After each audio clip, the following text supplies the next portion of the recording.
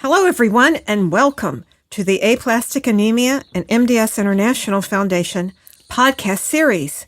We're coming to you today thanks to generous support from individuals, donors, and our corporate partners, including Celgene. My name is Tricia, and I'd like to introduce everyone today. First, Robert Burleson, our communications manager. Hello, everyone, and I would like to introduce Duane Draper, who hails from South Carolina and who is a survivor of myelodysplastic syndromes known as MDS. So, hello, Duane. Hey, Bob. Hey, Tricia. Hello. Hi there. Well, let's get started. First, we'd like to know a little bit about you. One of the more nuts and bolts things is, can you tell us your age when you were diagnosed and your age now? Yeah, I was 58 when I was both diagnosed and when I went through my stem cell transplant. Currently, I'm 67. Thank you. Wow. Can you just tell us, in general, what your life was like before you received the diagnosis? Just what you were doing and what life was like at that pre-diagnosis point. Well, I was still working in my career. I was an executive client manager for a large company calling on corporate clients in the Northeast. At the time, living in New Hampshire. Life was pretty normal, active. Lived on 30 acres of woodland, so I had a lot of chores and things to do outside around the property. When I was diagnosed, I was pretty much asymptomatic. Okay, so you were just working in pre-retirement. Well, let me ask you, how long did it take for you to be diagnosed with MDS? That is, when you first began to experience symptoms or something indicating that something isn't right. From that point to when the diagnosis was given, how long was that? Well, I had gone in to see my primary care physician in late August of 2009 for an annual physical. And in addition to his regular exam, for whatever reason, he decided to order a CBC blood test. A couple days later, he called me back and told me about all three of my blood levels being extremely low. So I went into a different lab, had more blood work done, same result. So within a period of that physical and the CBC blood work and the actual diagnosis, which was done at Dana-Farber in Boston, about a month had elapsed. Okay, that's all it was then, a shorter time than many. And moving on, could you describe what the challenges were for you during this first phase? This is right soon after you were diagnosed. Were you, for example, receiving transfusions? And if so, how many did you have?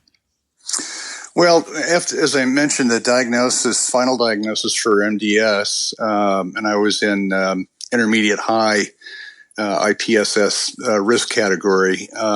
They decided to push forward with transplant fairly quickly, but I continued to work. I was traveling throughout the New England area, and one particular business trip after dinner, I experienced some uncontrollable bleeding in my gums. So I went to a local hospital. They contacted my hematologist oncologist at Dana-Farber, and that's when I received my first transfusion for platelets specifically.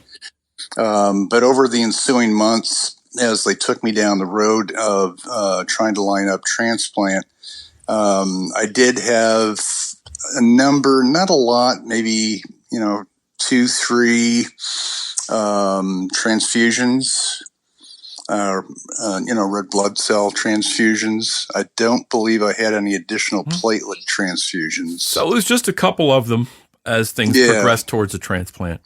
Correct. Mm-hmm. Okay, can you just describe what happened next as you move from this pre-transplant phase and these transfusions you've mentioned? Describe what happened up to and going through the transplant, just the process.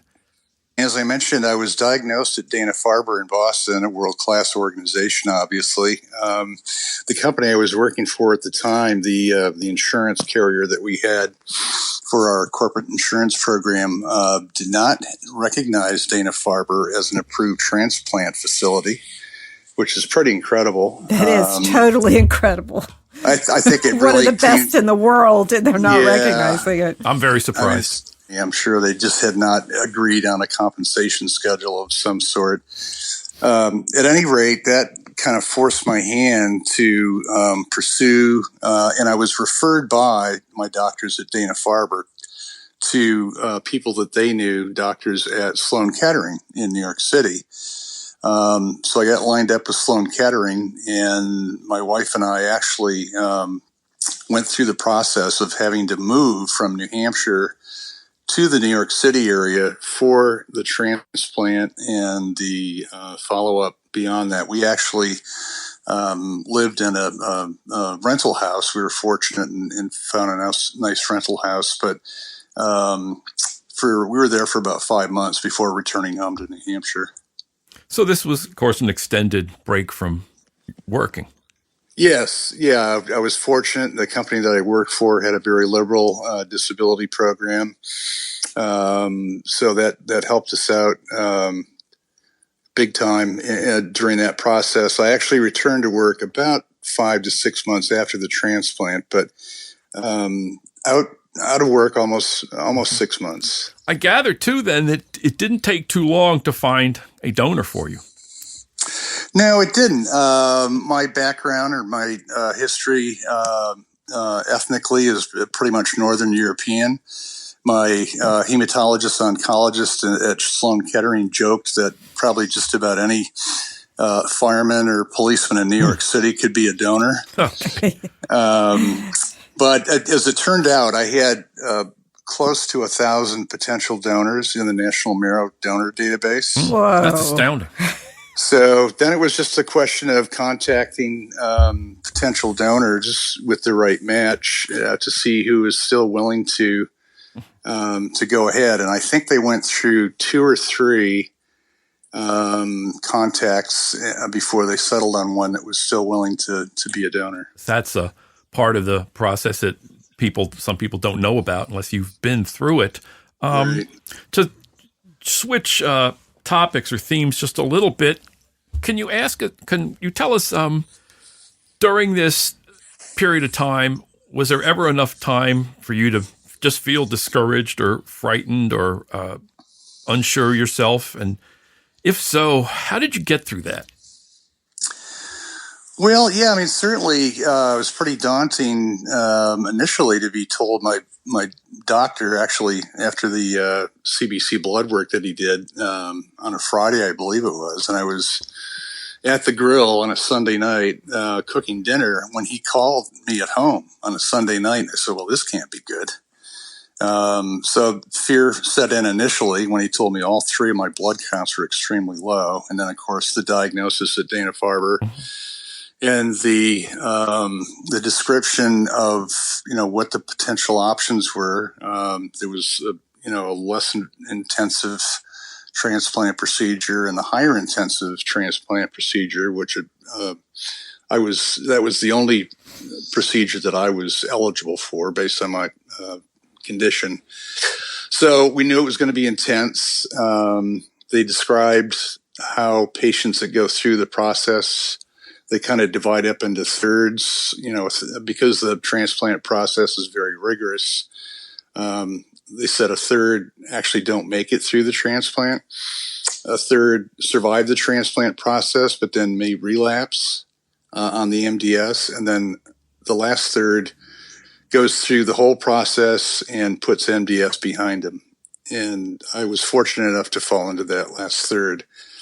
But to make the decision to move forward, I kind of felt like I didn't really have a lot of options. I knew what the options were for treatment without transplant, and that would have only extended my life by a few years. So it really was just kind of jumping in with both feet and setting fear aside. My experience goes back 9.5 years or so.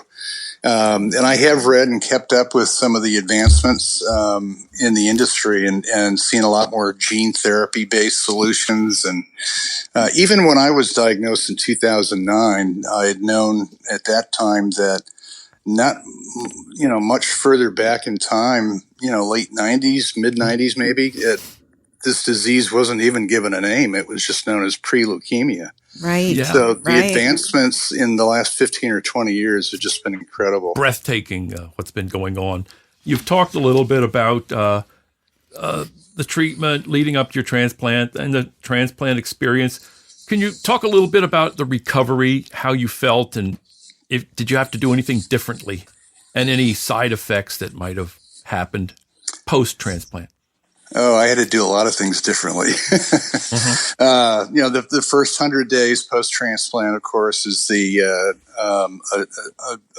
period of heightened sensitivity in terms of monitoring,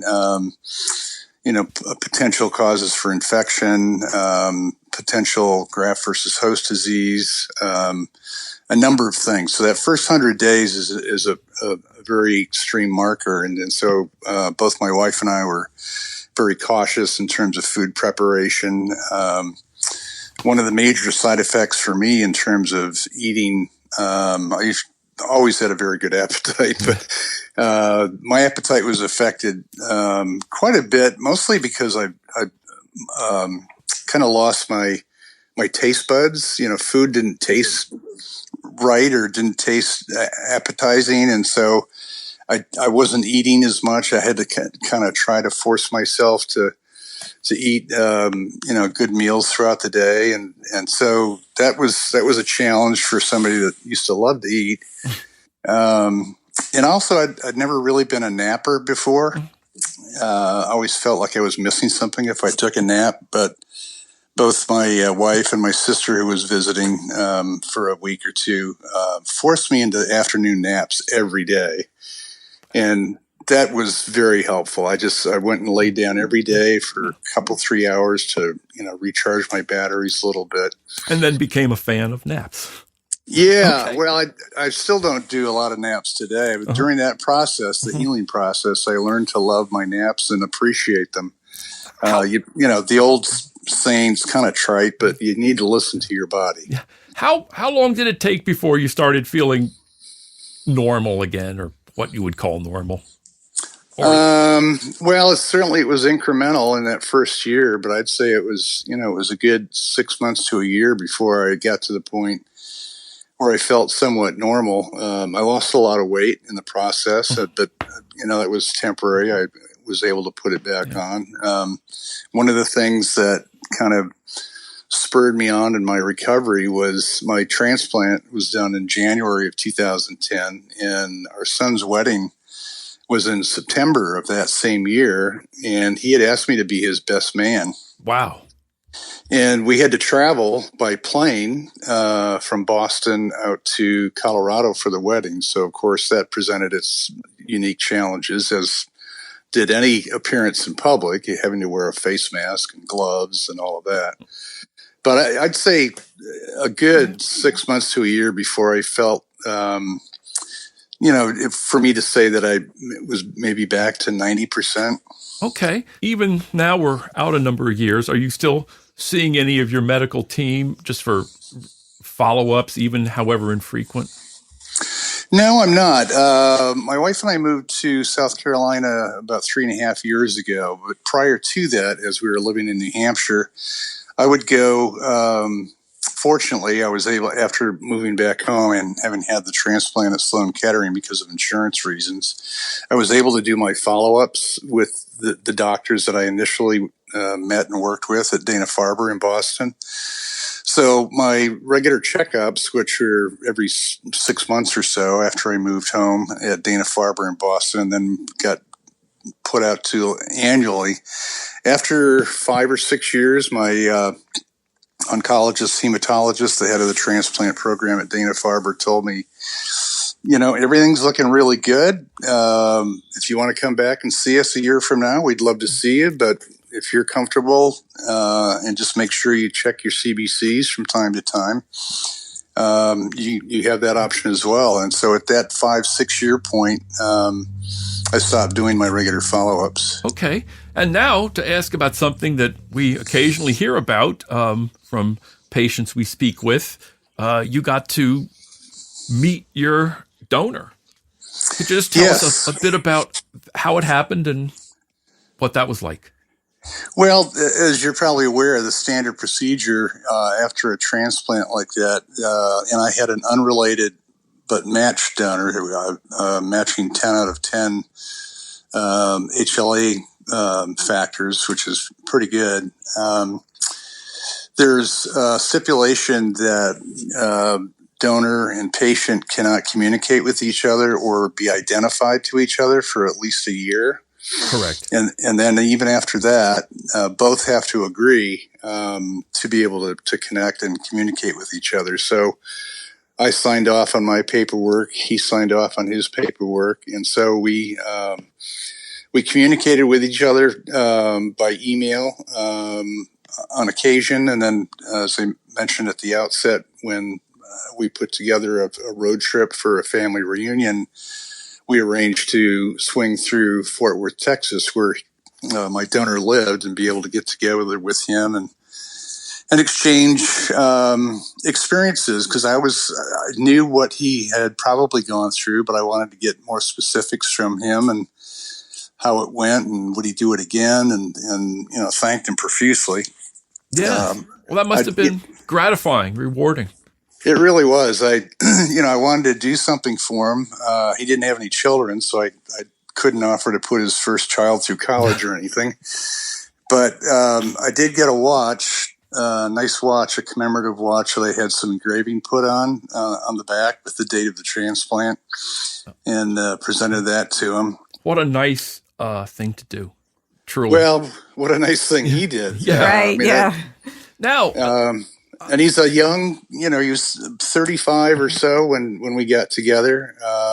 Healthy mountain biker. I mean, I really got some good stem cells. But it was interesting, his story. He was in college at the time, and he stopped by a marrow donor booth. They were having a benefit or maybe it was a college fair or something of that sort. And he agreed to go into the donor database. He did the swab and said, I even got a T-shirt. And it was like 7 or 8 years later after that experience that he was contacted to see if he was still interested in being a donor for me. Really, that's a gratifying story. Now, I'd also like to ask you, switching gears a little bit, ask you how you found AAMDSIF and what of our services you used, or any of the events you may have attended. Yeah, when I found out that I was diagnosed with MDS, of course, part of my brain went into research mode. Probably so much so that at one point I thought, well, I'm learning too much information. I got to back away from this. Yes. But one of my primary sources was I ran across AAMDS website online and a few others as well. But to think that there was an organization that was specifically focused and targeted on a very rare, not only MDS is a very rare blood cancer, but aplastic anemia and PNH as well. Spoke volumes to me. I thought these folks got to be the experts, because this is the number of people who get diagnosed with these diseases is very, very small percentage of the general population. Correct. Well, and then also we learned that you were, giving it back, or as they say, paying it forward by becoming involved with our peer support network. Could you talk a little bit about how that happened and what your experience has been, how many people you've spoken with, and things like that? Yeah, I learned about that obviously through the website and also through interactions with Lee Clark, and decided to be a peer support network volunteer. I never spoke with somebody else that had gone through what I was about to go through. And so I thought there's a lot of value to being able to offer my experience if somebody is wondering and they're now facing that same hurdle in their lives. So I went through the training with AAMDS, and then would receive calls from patients who may or may not have been. Most of them were, looking at the prospect of a transplant, and that was my specific skill set or knowledge set, if you will. So you did get to speak with some people, maybe Yeah, in a repeating fashion. Yeah, probably 2-3 times a year initially in the first 2 or 3 years that I was volunteering to do that. I haven't spoken with anyone recently, but I think because I'm so far out from my transplant, my experience, and there's so many changes that have occurred, is probably more appropriate that more recent patients and volunteers. Yeah, you're a long-term survivor at this point. Serve that process, yeah. Could I ask you then also about our conferences? You attended one? Yes. Well, I attended more than two. One. Okay. Yeah, a couple in the Boston area when we were still living in New Hampshire. And it was a great experience meeting other people that had been through and were still going through, or maybe recently diagnosed, and going through the process of learning about MDS, because all of the breakout sessions were segmented by disease. So you were in groups where you interacted with other people that had MDS or their caregivers. And I remember remarking at the first conference that I went to, and I think I've seen some changes over the years with AAMDS and the conferences to focus a little bit more attention to caregivers and what they go through, because my wife was just outstanding, having to move away from home for 6 months. And so I know now that there's more of a focus on caregiver breakout sessions as well. But I found it very valuable to be able to exchange information with other people that had gone through it or were beginning to go through it. So and then listening to the experts, the doctors that AAMDS has worked with over the years to present current findings and studies and that kind of thing. So you would recommend our conferences to newly diagnosed patients? Absolutely, yep. Well, we certainly have heard a whole lot about your story today, from the beginning through the move and the transplant, meeting your donor, the recovery, your involvement with our organization. I'd like to bring it to a close by asking you one more question, and that would be, if you could boil it down to one thing, if there's one overall thought that you would like to share with other bone marrow failure disease or MDS patients who, again, are now where you were 9 years ago? Yeah, I think the one thing that got me through that whole process in the first few years was just maintaining a positive attitude. One of my favorite sayings through life has always been, "It can always be worse." Okay. And even in that period of what I was dealing with, I kept telling myself it can always be worse, but maintaining a positive attitude, and that's tough to do 100% of the time. So as part of that process, you need to rely heavily on your support network, on your wife, your husband, your kids, your extended family, and your friends. One of the things that I did during the transplant when I was in Sloan Kettering for a month in isolation was maintain an online network or blog, if you will, through the Caring Bridge network. Oh, Caring Bridge, certainly. And that allowed me to stay in touch with people and not feel so isolated. You can't let yourself feel isolated, because that doesn't help you stay positive and stay focused on getting through the whole challenge in front of you. Well, thank you so much, Duane, for sharing your insight and just the timeline and how your story has progressed, and you're a long-term survivor now. So thanks for being with us today, and back to you, Tricia. Thanks, Bob, and thank you, Duane, for how you're making an impact on the lives of our listeners today. Well, I hope so. It's been a real process, that's for sure, and anything I can do to help other people through what they're experiencing and stay positive, I'm glad to do that. Well, great. And thank you, listeners, for being here.